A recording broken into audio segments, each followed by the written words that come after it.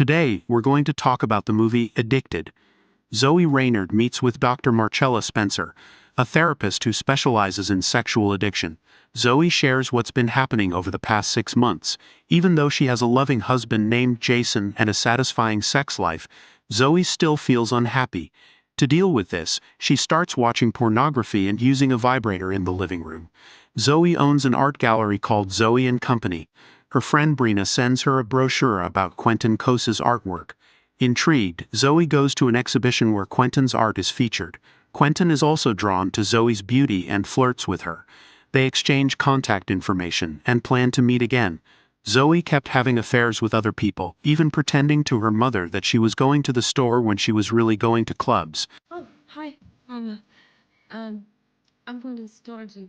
Do you think? We're definitely going to be the best dressed lady in the produce department. Oh, guess that's Jason.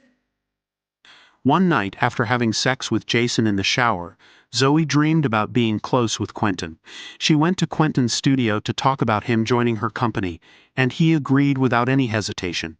When Zoe was about to leave, Quentin tried to make her want him. At first, Zoe said no because she was married. I'm flattered. I really am, but I can't. I'm married. But eventually she gave in to Quentin's charm. Zoe's actions and feeling guilty started to affect her job and family. She missed her son's soccer games and wasn't paying attention when Brina told her about a possible client named Balthazar Crane. Wanting to stop the affair, Zoe went back to Quentin's place. There she met a woman named Diamond who knew about Zoe and offered to answer questions about Quentin. Zoe found Quentin and told him she couldn't keep seeing him because she loved Jason. I'm sorry. Sometimes I want to. Some part of me, I'd be lying if I said that, but my family, my kids, my husband. I never know if it was something else. Quentin then shows Zoe some of his street art. He explains that he started painting to deal with his father's death and his mother leaving him. He tells Zoe he feels lonely, which makes Zoe feel bad. Despite feeling guilty, they kiss and have sex again. Because of this, Zoe misses a meeting with Balthazar Crane. She meets him later and lies about taking care of her sick daughter. Balthazar agrees to meet another time. I'm on a red eye to Paris, and you should call my office to reschedule. Thank you for understanding. Despite feeling guilty, Zoe keeps seeing Quentin. She even lets him paint her naked before they have sex again. Now, Dr. Spencer says Zoe has a serious sex addiction, like being addicted to drugs. He thinks Zoe should suggest going to therapy with Jason. So, this is an obvious sign of addiction here. Addiction. Come on. It's crazy. You know, sexual addiction, it's not as common as alcoholism or drugs, but it is. Zoe listens to him and asks Jason to go to therapy to help their sex life. But Jason says no because he doesn't want to pay for private talks. After another round of sex, Quentin implores Zoe to leave her husband and be with him.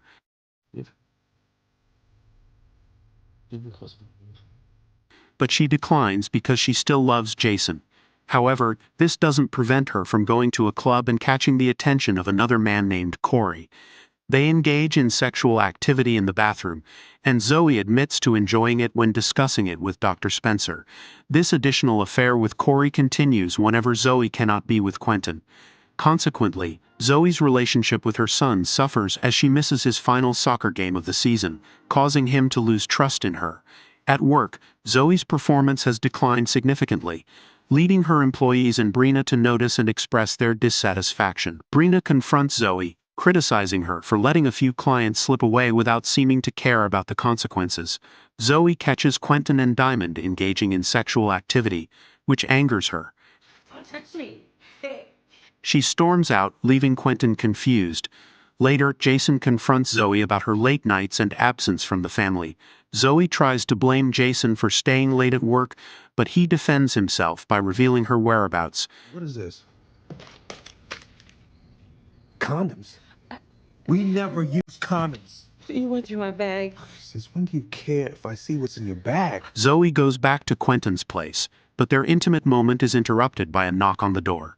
Zoe hides as Jason arrives to meet with Quentin for business, unaware that they have already been involved in business together.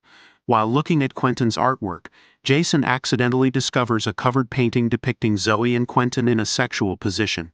Before he can see it, Jason is called away by his partner. Zoe questions Quentin about whether he intended to prevent Jason from seeing the painting.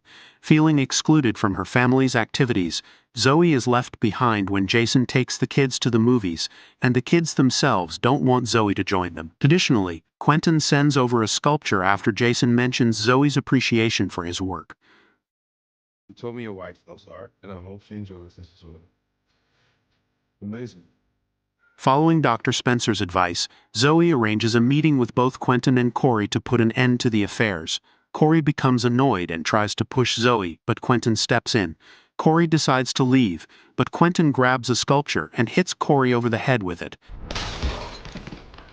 Quentin then approaches Zoe aggressively, but she breaks a glass on the floor, causing him to step on it and cut his feet.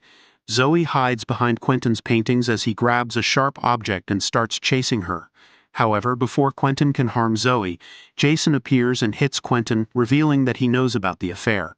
Jason leaves and Zoe follows suit while Diamond enters to take care of Quentin. Zoe follows Jason and tries to talk to him, but he tells her that he is leaving her and taking the kids, and that she is dead to him. I know I did, but I love you, and you love me, and I think we can work it out. Yeah, let's all have therapy. It'll all be great. You can't just throw away everything we do. Don't throw it away. Devastated, Zoe decides to fulfill this claim by walking into the path of a car. Jason rushes to Zoe's side. For the next few months, Zoe stays in the hospital recovering while her family worries about her. Her company closes down officially. Diamond takes care of Quentin at the hospital instead of her. Zoe remembers a time from her childhood when a boy hurt her, leaving a scar on her wrist. Eventually, Zoe gets to go home, and her kids are happy to see her.